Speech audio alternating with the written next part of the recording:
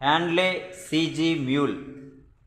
Handley mule క్రీస్తు శకం 1841 December 23న జన్మించాడు.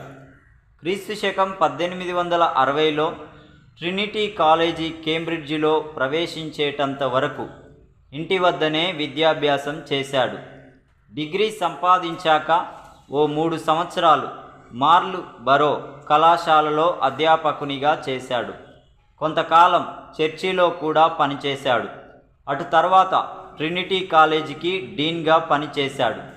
క్రీస్తు శకం 1880లో కేంబ్రిడ్జ్ రిడిల్ హాల్ మొదటి ప్రిన్సిపల్ అయ్యాడు.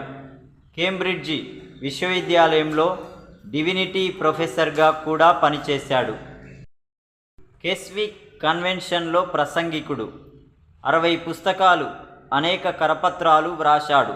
క్రీస్తు శకం 1920 మే 8న పరలోకపు పిలుపు అందుకొని పరమును చేరాడు.